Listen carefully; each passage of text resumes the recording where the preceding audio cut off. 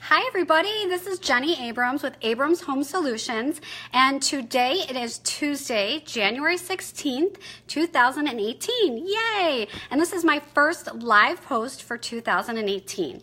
And so today what I want to talk about is motivating and avoiding procrastination for your New Year's resolutions, specifically if they relate to getting and staying organized. So that is a very, very common New Year's resolution. A lot of people want to get organized and kick off the year with redoing spaces in their home. And so today I want to talk to you a little bit about that because now we are 2.5 weeks into the new year. And it's cold out and it's snowy and life sometimes gets in the way and it's easy to forget about those New Year's resolutions. But I want to talk to you about that a little bit today so that you can make 2018 your most organized and productive year yet. So if you have a New Year's resolution to be more organized, that might fall into one of 3 categories. And so that could be objects. So maybe you want to organize a room in your home, your basement, your garage, a junk drawer, whatever that might be. You also might want to get more organized with paper. And so maybe you have lots of paper piles, or you have kids' homework that comes home, or notices from school, or maybe you have a home office, and you just want to figure out a way to get more organized with your paper. And lastly, maybe you want to get more organized with your time. And so you would like to work on time management, and you would like to avoid being late, or you just want to keep on track with your tasks and your projects on a regular basis. And so basically, if you break it down in terms of organizing your objects, your paper, or your time, all of that leads to greater productivity, right? And so who wouldn't want to be more organized in 2018? Now, I know as a professional organizer, I live and breathe organization. So to me, organizing is super exciting and I love it and I do it every single day. But I know for some of you, it might not be as exciting, as shocking as that may be. So you want to figure out a way to be more motivated, right? And the first thing you want to do, I'm going to give you 2 steps. The first thing is to establish your goals. So is your goal to be more organized in terms of objects, paper, or time? And specifically, write down those goals. Be specific, be measurable, so you know what you're working on for this month or for the year.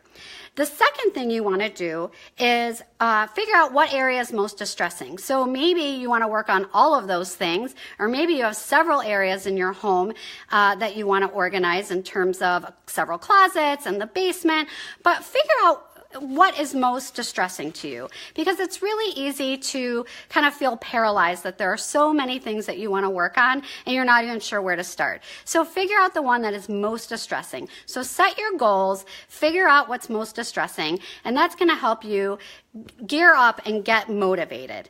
The next thing I want to talk about is procrastination. So it's really easy to say you're going to do these things, but then like I mentioned, life gets in the way, or something's going on with your kids, or it's cold and it's snowy outside, and all these different excuses. So how can we avoid procrastination and keep the momentum going? Well, the first thing you want to do is kind of take a look inward and figure out what is holding you back. Do you feel depressed about your space? Do you have anxiety? Are you just simply bored and you think organizing is bored and that's holding you back from getting started? Do you feel guilty? Do you have a need for perfection? You know, remember, guilt and perfection can be very paralyzing in and of themselves. So if you can talk to a family member, a friend, a mental health professional, somebody, just to figure out, what is holding you back, that's going to really help with procrastination. The second thing you want to do is break down your project into manageable steps. So if your goal is to organize your basement, figure out all the different areas you want to organize and break it down into little chunks. And the point is to just get started. So figure out one corner and just start working on it. And if you set a timer, you may figure out as you go on that you've kind of hit a sweet spot after a while and you're ready to tackle another corner of the room. But if you break it down into manageable steps and you give yourself deadlines, that's going to really help to just get started. Now, once you get started, sometimes you figure out, okay, I'm going to get going with this one corner of the room, and it's great and it's done, but then you get stuck and you don't want to keep going with the rest of the room. Well, a good way to move on that is to write down all the things that you accomplished and review it on a daily or weekly basis, because if you look and see all the things that you've done so far, it'll help you get motivated and avoid procrastination and get you moving forward to accomplish the next chunk of that room. The third thing you want to do is imagine that space or the paper or your time management in an ideal world. Where do you see this eventually looking down the road? How does it make you feel? How are you better able to use that space or move in your office or move with the paper? Or how are you better able to see yourself arriving early on time and accomplishing all the tasks and projects that you've set out for yourself? How does that change your life? So if you can visualize those things, that's going to really help move you to the point beyond procrastination and keep the momentum going as well. So those are a couple of tips to get motivated and avoid procrastination.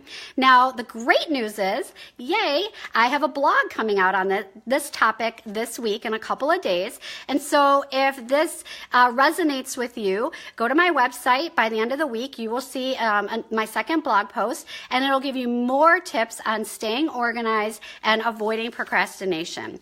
I also want to briefly mention that if you're organizing your home and your goal is to downsize this year, I'm going to be speaking at the Downers Grove Public Library with a group of professionals. They asked me to get involved and participate in a panel discussion.